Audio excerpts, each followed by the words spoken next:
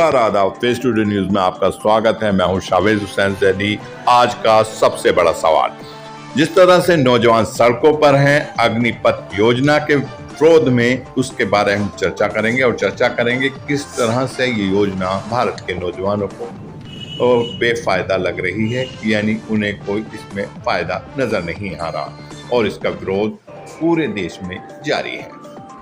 और हम ये भी चर्चा करेंगे कि किन बिंदुओं में बदलाव के बाद अगर अग्निपथ योजना को लॉन्च किया जाए तो शायद ये लोकप्रिय योजना होगी और इससे नौजवानों को फायदा होगा। वहीं मोदी जी की लोकप्रियता भी नौजवानों में बढ़ेगी। अग्निपथ योजना का अगर कोई सबसे बड़ा विरोधी है तो वो वही है जिसकी उम्र निकल गई है, यानी जिसके सारे काम हो चुके थे, जिसके मेडिकल वगैरह होने की तैयार थे, या फिर जो टेस्ट देने के लिए जा रहा था उसकी उम्र निकल चुकी थी और पिछले रुके हुए टेस्ट की वजह से उसको सेना में जगह मिल सकती थी। अब इसी को लेकर नौजवान सड़कों पर हैं और वो इस योजना पर सवाल उठा रहे हैं कि किस तरह से सरकार ने उनके जीवन की जो उम्मीदें थी वो खत्म कर दी हैं और सेना में जाने का उनका सपना पूरी तरह से अधूरा रह गया। 4 साल 5 साल के लिए भर्ती करना चाहते हो, क्या चाहते हैं आप कि 4 साल तक हम वेल ट्रेंड हो जाएं और उसके बाद जो है हम बंदूक उठा ले। जब हम अंदर सब कुछ सीख चुके होंगे तो बाहर हमारे पास हुनर क्या होगी? झाड़ू तो करेंगे नहीं भाई। हम 4 साल तो बंदूक चलाना। 4 साल वाली ऑप्शन का भी विरोध। एग्जाम लो भाई। मुजफ्फरपुर से बेगूसराय तक सड़क पर उतरकर प्रदर्शन कर रहे ये नौजवान सरकार की नई अग्निपथ स्कीम का भी विरोध कर रहे हैं। सबसे पहले उम्र का 17.5 से 21 है। दौड़ हम लोग का निकल गया, मेडिकल पास कर गए, 2 बार एडमिट कार्ड मिला चक्कर मैदान में। बोलता है कोरोना काल के लिए आपका एग्जाम कुछ रोक दिया गया, स्थगित कर दिया गया। हालांकि केंद्र सरकार ने अग्निपथ योजना लॉन्चिंग के वक्त भी ये कहा था और अब केंद्रीय गृह मंत्री अमित शाह ने भी भरोसा दिया है कि 4 साल की सेवा के बाद अग्निवीरों को केंद्रीय अर्धसैनिक बलों की भर्ती में प्राथमिकता दी जाएगी। लेकिन बिहार से राजस्थान के सीकर तक देश के अलग अलग हिस्सों में नौजवानों के प्रदर्शन की कई वजह हैं।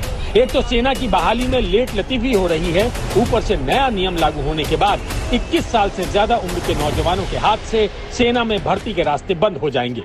4 साल का सिस्टम लगाया है, इसमें 4 साल बाद में यदि 25% को लेंगे उसमें हमारा नंबर आएगा या नहीं आएगा। 4 साल बाद में हम बेरोजगार हो जाएंगे। मैं ये कहना चाहता हूँ, ये जो अग्निवीर वाली ये जो योजना लागू की है ये अच्छी नहीं है, क्योंकि घर वाले इस आशा से हमें भेज रहे हैं हॉस्टल में कि बच्चा नौकरी लग के है तो 4 साल के बाद में घर पे भेज देंगे तो बेरोजगारी आ जाएगी। राजस्थान के झुंझुनू से लेकर हरियाणा के भिवानी तक ये नौजवान सेना की भर्ती में शामिल होने के लिए पिछले 2 साल से प्रतिदिन वर्जिश करते हैं।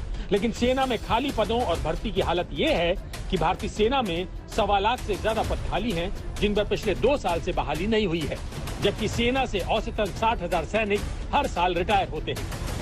लेकिन 2 साल बाद अब सेना में नए तरीके से बहाली का ऐलान हुआ है तो रक्षा मंत्री ने अग्निपथ योजना के तहत तीनों सेनाओं में करीब 46,000 भर्ती का ही ऐलान किया है, जो रिक्त पदों के मुकाबले करीब 80,000 कम है।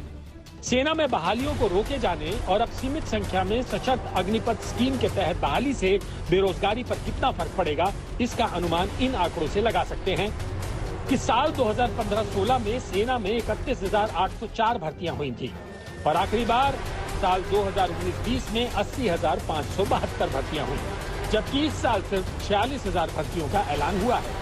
भारत में सरकारी नौकरी सबसे ज्यादा सेना और डिफेंस सेक्टर में दी जाती है। ऐसे में इसी सेक्टर में जब 2 साल से बहाली बंद है तो देश में बेरोजगारों की संख्या बेहिसाब बढ़ती जा रही है।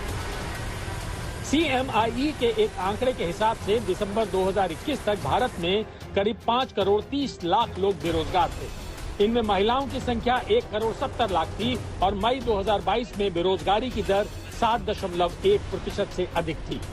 विनिवेशीकरण और निजीकरण के दौर में देश में घटती सरकारी नौकरियों से रोजगार का संकट और बढ़ता जा रहा है। ऐसे में बड़ा सवाल है कि सरकार की अग्निपथ योजना तमाम खासियतों के बावजूद क्या भारत में खड़ी हो रही बेरोजगारों की विशाल फौज का समाधान निकाल पाएगी?